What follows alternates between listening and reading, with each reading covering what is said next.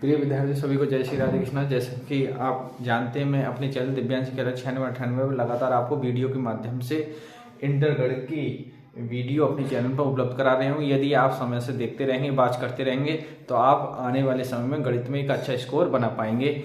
आइए तो ज़्यादा देर न लेते हुए चलते हैं हम अध्याय। आज तीसरा शुरू होगा। अध्याय 3 है। अध्याय 3 का नाम क्या है? आव्यूह। इंग्लिश में क्या कहते हैं? मैट्रिक्स।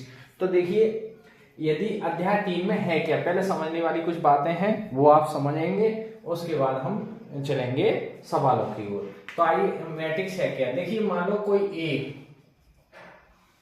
इसमें क्या है, जो कुछ संख्या हैं उन संख्याओं को हम या अक्षर अक्षर जो भी है वो उन्हें एक पंक्ति में या स्तंभों की सीरीज में रखेंगे। तो जो सिस्टम बनेगा उसे हम एक प्रकार से क्या है, मैट्रिक्स कहेंगे, आगे कहेंगे। ठीक है, बड़ी ब्रैकेट से लिखेंगे। जैसे यहाँ मान लो ये आपका एलिमेंट है, 1 एलिमेंट है, 1 ही पंक्ति है, 1 ही स्तंभ है। मान लो दूसरा एलिमेंट 1 पंक्ति, दूसरा स्तंभ है, 1 पंक्ति, तीसरे स्तंभ है, पहली पंक्ति पहला स्तंभ, पहली पंक्ति दूसरा स्तंभ, पहली पंक्ति तीसरा स्तंभ, पहली पंक्ति और चौथा स्तंभ, ऐसे डॉट डॉट मान लो पहली पंक्ति और n अवयव है, n एलिमेंट। ऐसी दूसरी पंक्ति पहला अवयव, दूसरी पंक्ति दूसरा अवयव, दूसरी पंक्ति तीसरा अवयव, दूसरी पंक्ति चौथा अवयव, डॉट डॉट डॉट दूसरी पंक्ति n अवयव। ठीक है, यहां तक n तक ले रहे हैं हम। तो ऐसी डॉट डॉट डॉट मान लो ये इस तरीका से हम लेंगे। अब मान लो हमें चलते हुए स्तंभ जो आ गया, ठीक है, ये जो स्तंभ आ गया आपका, पहली पंक्ति पहला अवयव दूसरी, ऐसी n पंक्ति है। ठीक है, स्तंभ। अब देखिए आपकी जो इस तरीका से बनते हुए m1, पहली मतलब m पंक्ति है, m पंक्ति का पहला स्तंभ है, m पंक्ति और दूसरा स्तंभ, m पंक्ति तीसरा स्तंभ, m पंक्ति चौथा स्तंभ, डॉट डॉट डॉट और m पंक्ति n स्तंभ। तो n स्तंभ में तो इसका जो ऑर्डर हो जाएगा, जो क्रम हो जाएगा, यानी ए आव्यूह ए का आपके लिखेंगे आव्यूह ए का क्रम क्रम को इंग्लिश में ऑर्डर शब्द लिखेंगे। ऑर्डर जो होगा वो क्या होता है? पंक्ति गुणा स्तंभ, पंक्ति गुणा स्तंभ। तो पंक्ति कितनी है इसमें? m और स्तंभ कितने हैं इसमें? n। तो इसका इस आव्यूह का जो ऑर्डर हो जाएगा वो m गुणा n हो जाएगा। देखिए, कुछ आव्यूह के प्रकार हैं।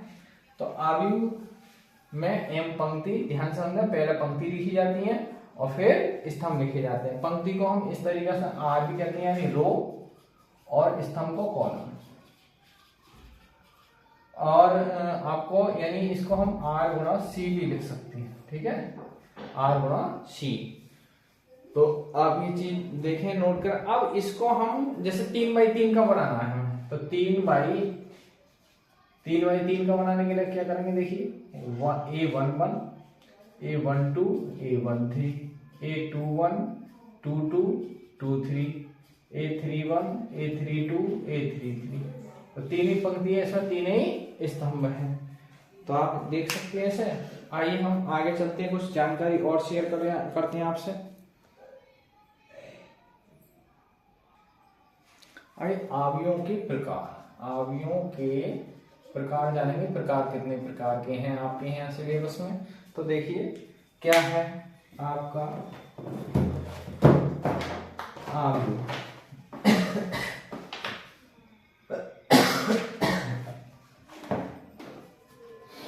पहला जो आव्यूह है आपका, मान लो स्तंभ आव्यूह। क्या है? स्तंभ आव्यूह। स्तंभ आव्यूह कहते हैं इसको। देखिए, COLUMN, कॉलमन मैट्रिक्स। आपको स्तंभ आव्यूह में, तो स्तंभ में क्या होगा? देखिए, इसमें मतलब जो है एक ही स्तंभ, जैसे a बराबर, मान लो मैंने एलिमेंट लिख दिया 1 2 3। ठीक है, तो ये क्या, एक स्तंभ आव्यूह है इस तरीका से, जिसमें यदि आप स्तंभ आव्यूह के एक आव्यूह स्तंभ आव्यूह कहलाता है यदि उसमें केवल एक स्तंभ हो, ठीक है, एक स्तंभ हो, एक खंबा जैसा खड़ा हो अंकों का, तो उसे कहते हैं हम स्तंभ। दूसरा हमारे क्या है, पंक्ति आव्यूह।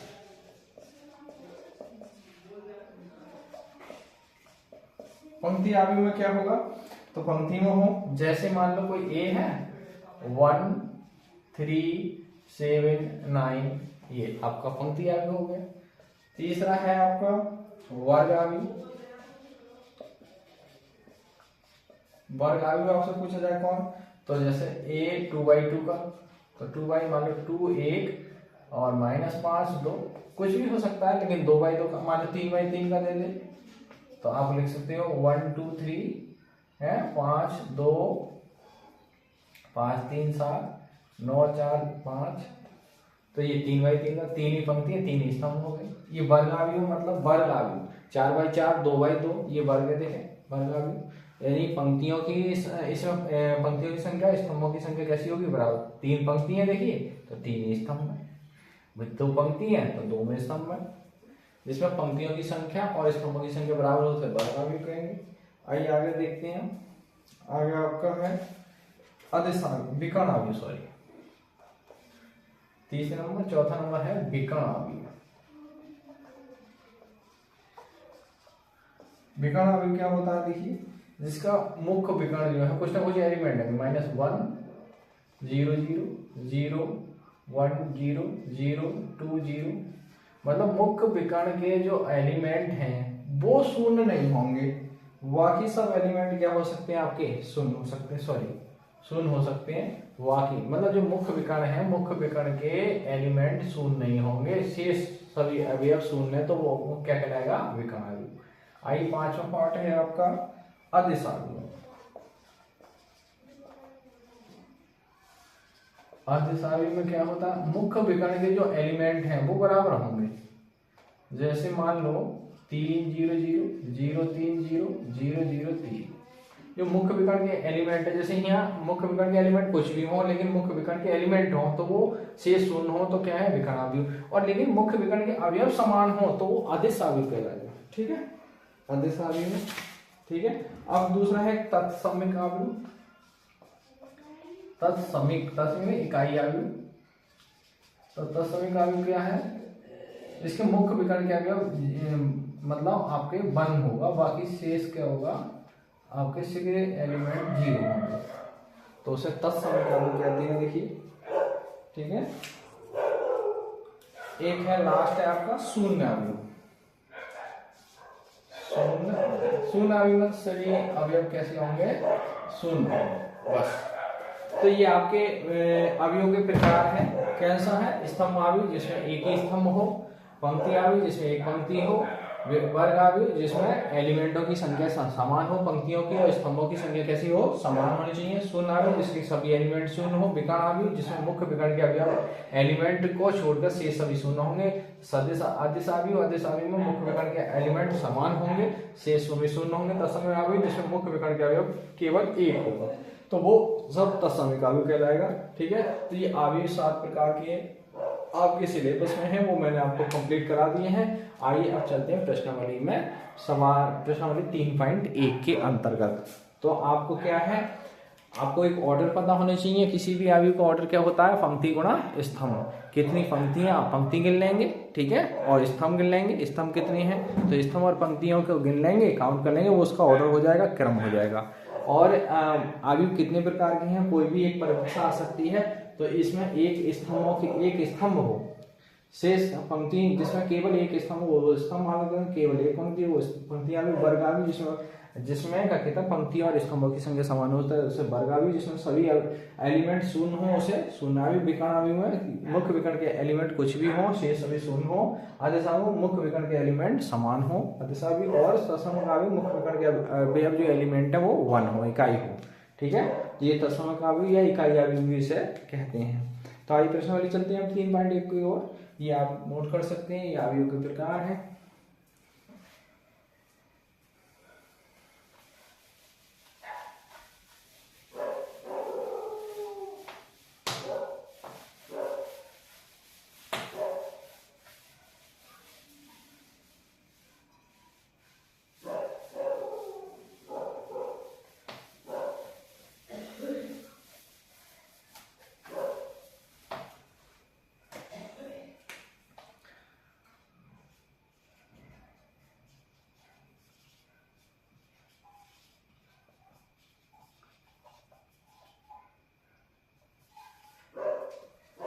देखिए प्रश्न नंबर 3.1। 3.1 क्या है? क्वेश्चन कह रहा है प्रश्न नंबर 1 क्या है? आव्यूह ए बराबर 2, 5, 19 और 7 सॉरी, और फिर है 35 माइनस के 2, 5/2 और y और √3 और आपको 1 - 5 और आपका 70 के लिए ज्ञात कीजिए। क्या ज्ञात करना है? देखिए आप फर्स्ट पार्ट में क्या है इसका, आव्यूह की कोटि बताइए आप। आव्यूह की कोटि, कोटि का मतलब ऑर्डर। और सेकंड पार्ट में पूछ रहा है उसका अवयवों की संख्या, अवयवों की संख्या। और थर्ड पार्ट में पूछ रहा है अवयव A1 1 3 1 3 2 1 और 3 3 और ये है A2 4 और A2 3, ये एलिमेंट पूछ रहा है।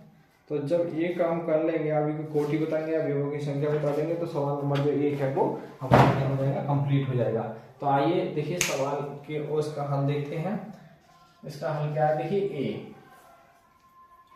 ए बराबर 2, 5, 19, 7, 35, 2, 5/2, 12, √3 a - 5 और आपके 17। अब देखो मैं आपकी सुविधा के लिए, ये क्या है अब इसको पढ़ेंगे। देखिए A11, A12, A13, A14, A21, 22, 23, 24, A31, A32, 33 और 34। इसमें क्या है जो आपको दिख रहे हैं, स्तंभ कितने हैं? 1 2 3 4। पंक्ति कितनी है? 1 2 3। तो 3 तो पंक्तियां, स्तंभ कितने हैं? 4। तो इसकी कोटि फर्स्ट पार्ट में देखिए क्या पूछ रहा है, कोटि। फर्स्ट पार्ट में क्या है, कोटि पूछ रहा है, आव्यूह की कोटि। तो कोटि हो जाएगी 3 × 4। क्या पंक्ति इसमें कितनी है? देखिए 3, पंक्ति 3 है। और आपके जो स्तंभ है 1 2 3 4। तो स्तंभ, तो आपको गुणा नहीं करनी है, ये ध्यान रखना, कोटि गुणा में ही बताई जाएगी, पंक्ति गुणा स्तंभ बताई जाती है। सेकंड पार्ट में अवयवों की संख्या। सेकंड पार्ट में क्या पूछ रहा है? अवयवों की संख्या। जब अवयवों की संख्या पूछे तब इनकी जो कोटि की है वो गुणा करनी है। 3 × 4 से करेंगे तो कितना आएंगे? 12। तो इसमें जो एलिमेंटों की संख्या वो कितनी है? 12 है। तीसरा पार्ट क्या पूछ रहा है? देखिए तीसरे पार्ट में पूछ रहा है A13। अब देखिए यहाँ ध्यान दो, 1 3 यानी पहली पंक्ति में तीसरा स्तंभ। तो पहली पंक्ति में चलेंगे तो तीसरा स्तंभ कितना? 19। तो A13 की जो वैल्यू आएगी वो कितनी आ जाएगी? 19। फिर क्या पूछ रहा है उसने? फिर पूछा है 21, यानी 21 का मतलब दूसरी पंक्ति में पहला, दूसरी पंक्ति में पहला अवयव कितना? 35। अब देखिए फिर पूछा है उसने 3 3। तो 3 3 का मतलब क्या हो गया? तीसरी पंक्ति में तीसरा एलिमेंट, तीसरी पंक्ति में तीसरा एलिमेंट कितना है? -5। फिर क्या पूछा है उसने? A24। 24 का मतलब दूसरी पंक्ति में चौथा, मतलब दूसरी पंक्ति में चौथा एलिमेंट कितना है? देखिए 12। और फिर पूछा है 2 3, दूसरी पंक्ति में तीसरा एलिमेंट। तो दूसरी पंक्ति में तीसरा एलिमेंट कितना है? 5/2। तो ये सवाल हमारा क्या है? 1 कंप्लीट हो चुका है। इसमें कोटि पूछी 3 × 4 हो गई, अवयवों की संख्या पूछी 12 हो गई, और इनके एलिमेंटों की संख्या पूछी वो हमने आपको बता दी है। ये एलिमेंटों की संख्या आ गई, पहले का 19 है, दूसरे 35, फिर 5, फिर 12 और फिर 5/2। ऐसे नोट करें। फिर हम क्वेश्चन नंबर 2 की ओर चलते हैं।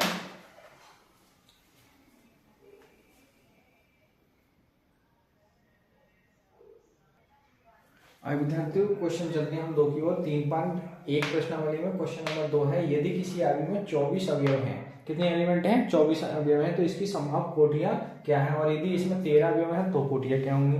तो आइए इसके सवाल को हल करते हैं। देखिए देखिए हम क्या करना है, ऐसे दो एलिमेंट पकड़ेंगे, यानी हमें क्या लिखना है, पंक्ति गुणा स्तंभ में लिखना है 24 को लिखना है पंक्ति गुणा स्तंभ में। तो ऐसी कौन सी संख्याएं हो सकती हैं जो पंक्ति और स्तंभ में लिखी जा सकती हैं? तो आइए 24 अवयव वाले 24 अवयव वाले आयु की संभव कोटियां कितनी हो सकती है? देखिए 1 गुणा 24, यानी एक पंक्ति में ही 24 अवयव लिख सकते हैं हम। ऐसे भी हो सकता है 2 पंक्ति और 12 स्तंभ बना सकते हैं, मतलब 2 पंक्ति बनाए, 12 पहली पंक्ति में 12 दूसरी पंक्ति में। ऐसे भी लिख सकते हैं 3 गुणा 8, ऐसे भी लिख सकते हैं 4 गुणा 6, ऐसे भी लिख सकते हैं आपके 5 6 7 8 गुणा 3, 8 गुणा 3, ऐसे भी लिख सकते हो आप 12 गुणा 2 और 6 गुणा, सॉरी यहाँ आएगा 6 गुणा 4 और आपका फिर 12 गुणा 2 और 24 गुणा 1, 6 गुणा 4, 8 गुणा 3, 12 गुणा 2 और 24 गुणा 1। इससे ज्यादा तो कोटि बन नहीं सकती, तो इतनी ही कोटि बन सकती है ये 1 2 3 4 5 6 7 8।